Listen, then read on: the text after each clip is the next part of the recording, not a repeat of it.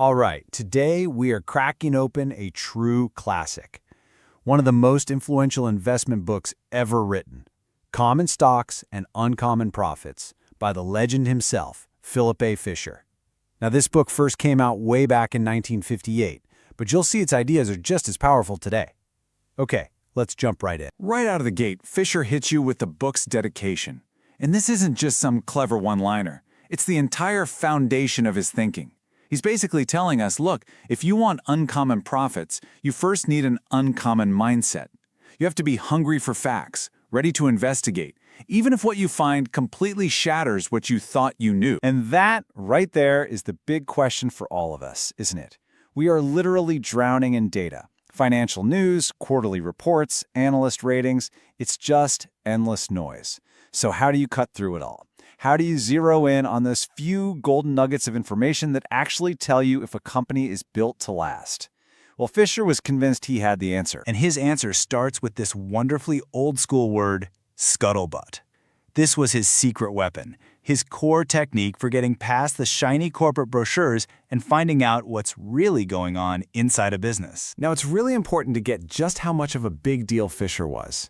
He was a true trailblazer of what we now call growth investing. And his ideas were so powerful that even Warren Buffett says Fisher had a huge influence on him. So what we're about to explore here, this is the stuff that helped build some of the greatest fortunes in history. So what in the world is scuttlebutt? Well, Fisher said it's all about tapping into the business grapevine. It's pure detective work. You don't just read what the company wants you to read. No, you get out there. You have actual conversations with the whole ecosystem of people connected to it. You're hunting for the truth on the ground. And his roadmap for this detective work is just brilliant. I mean, think about it. Who knows the company's weaknesses better than its competitors? Who can give you the unfiltered truth about product quality? Its customers, of course. You can even chat with suppliers to see if the company's a good partner, if it pays its bills on time. And for the really juicy stuff, find someone who used to work there. Every single conversation gives you a piece of the puzzle that you will never find in an annual report. Okay, so you've done your scuttlebutt, you've been playing detective, gathering all this real-world intel. So now, what do you do with it all? This is where Fisher's method gets really systematic.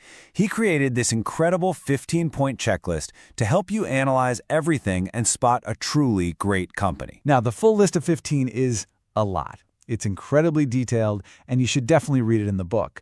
But for our purposes here, we're going to group them into 3 key themes that really get to the heart of what he was looking for. So the first theme is all about the business itself. Is it genuinely superior? Fisher makes us ask some really tough questions. Does this company have a long runway for growth? Or is it just a flash in the pan? Is its R&D department actually creating valuable new things, or is it just for show? And it's so important, does it make a good profit? Because growing sales is one thing, but if it doesn't translate into actual profit, it's not a great investment. And this chart here really shows you what that growth potential looks like in Fisher's mind.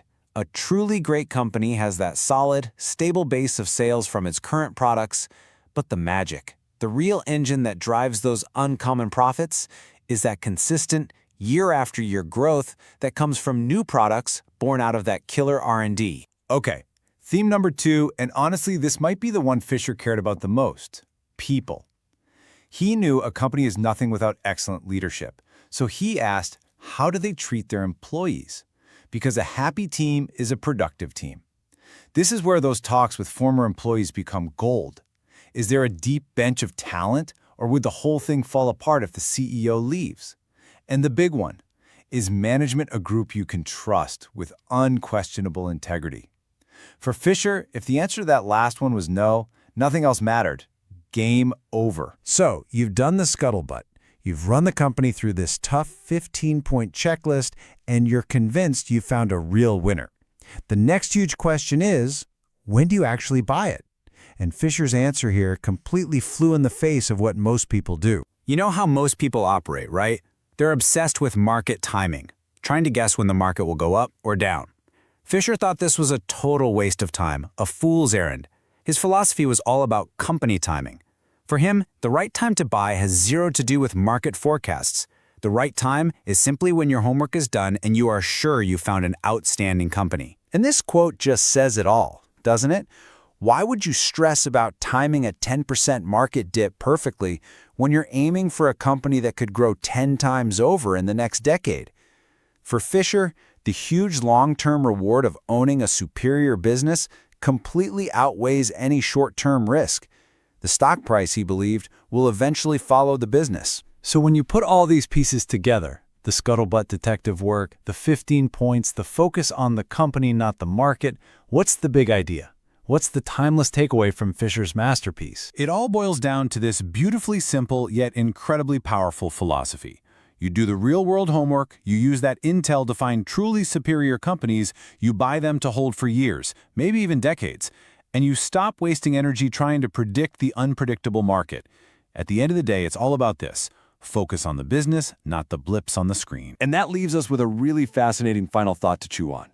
You know, in our modern world of high-speed trading and AI and algorithms making decisions in microseconds, is it possible that Philip Fisher's very human, almost deceptively simple method, the art of just getting out there and asking the right questions to the right people, is still the most powerful investment tool we have? Something to think about. Thanks for tuning in.